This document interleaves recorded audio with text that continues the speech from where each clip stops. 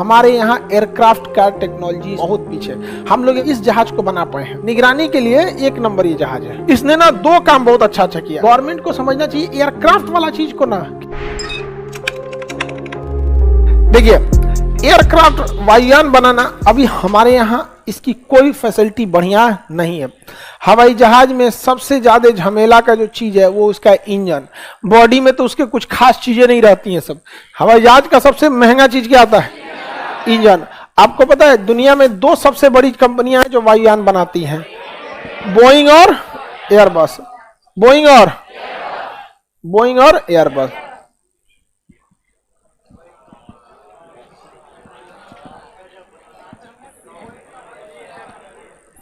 ये तो ऊपर वाला कैसे बनेगा ये? अरे लगभग जहाज लग रहा है कि नहीं? अरे हो गया, ये हो गया इसका इंजन, ये हो गया इंजन। यही मेन कहानी है।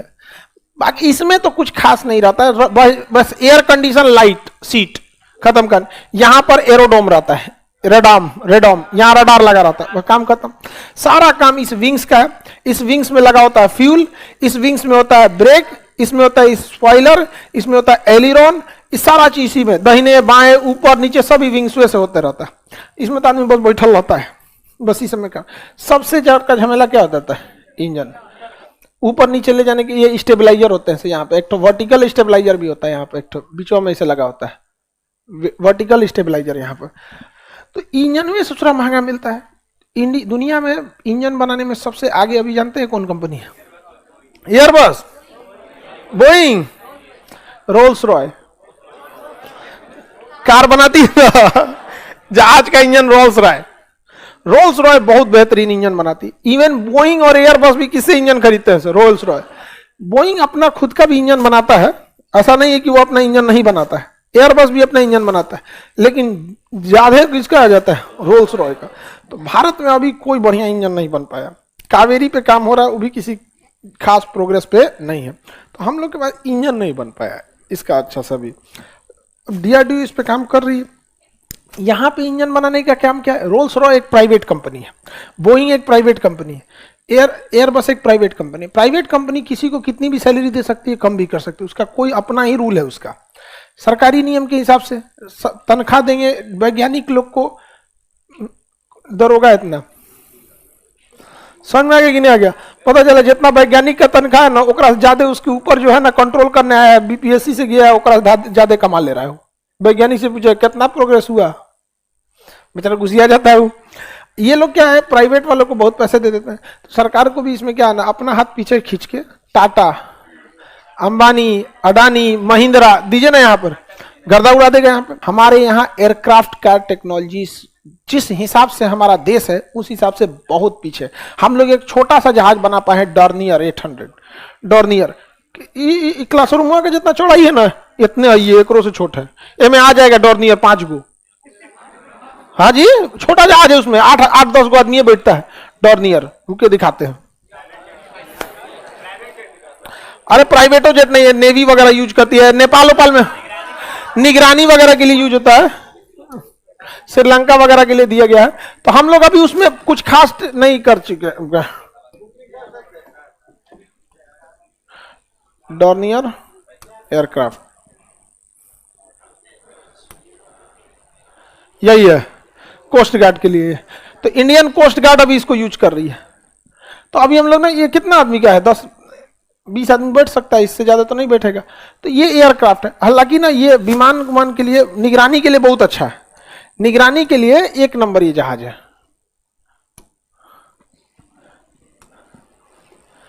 हल्का जहाज है। अच्छा, अब एक चीज और देखिए, इसमें ये स्टेबलाइजर होता है ना, ये दाहिने घूमेगा तो दाहिने।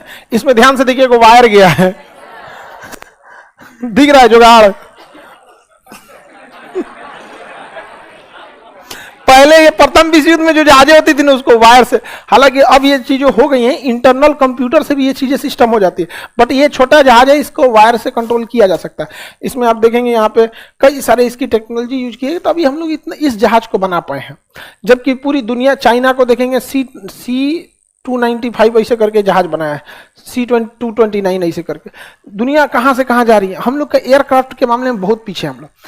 HAL की जिम्मेदारी है हिंदुस्तान एरोनॉटिक्स लिमिटेड, लिखा है कि नहीं जिसमें 1940 में बेंगलोर में हिंदुस्तान एरोनॉटिक्स, ठीक है लिखा HAL, ये पूछेगा क्वेश्चन, 1940 में स्थापना हुई थी HAL के। इसने ना यात्री विमान या बड़े जहाजों में अभी बहुत बड़ा हासिल कुछ नहीं किया है, लेकिन डॉर्नियर जहाज को इसने बनाया। इसने ना दो काम बहुत अच्छा अच्छा किया, एक ध्रुव एक रुद्र, दो हेलीकॉप्टर बनाया, दो तो हेलीकॉप्टर बनाया, एक कौन सा ध्रुव, ध्रुव HAL और DRDO ने मिलकर, और एक रुद्र हेलीकॉप्टर, रुद्र रुद्र दो हेलीकॉप्टर बनाए हैं। उसी का एक वो है रुद्र, एक लाइट कॉम्बैक्ट एयरक्राफ्ट LCA, प्रचंड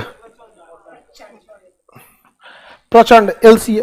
तो इन्होंने हेलीकॉप्टर के मामले में क्या किया, थोड़ा बहुत अच्छा काम किया है यहाँ पे, लेकिन अभी भी देखिए अपाची और चिनूक जैसे हेलीकॉप्टर के मामले में हम लोग बहुत पीछे हैं। तो एक गवर्नमेंट को समझना चाहिए एयरक्राफ्ट वाला चीज को ना क्या करना चाहिए, प्राइवेट है। फिर प्राइवेट वाले कुछ करेंगे नहीं ना, सीधा क्या करेंगे, सब रोल्स रॉय में जाएगा टाटा का एक आदमी, कितना मिलता है सैलरी, कहेगा 5 करोड़, आ जाओ टाटा में 6 करोड़, हो गया। इंजीनियर को कौन चीज आता है, नाम तो उस पर रोल्स रॉय का रहेगा ना, इंजीनियर का कौन नाम उसमें नाम आने वाला है। बड़े बड़े कंपनी यही ना करते हैं सब। भारत से कंपनी चली गई सेवरलेट, सेवरलेट गई है कि कौन सी कंपनी, फोर्ड, फोर्ड गई है। सेवरलेट तो उसकी गाड़ी का नाम था, कंपनी का नाम था फोर्ड। फोर्ड की गाड़ियों की सबसे अच्छी खासियत थी कि उसका गियर बॉक्स बहुत अच्छा आता है।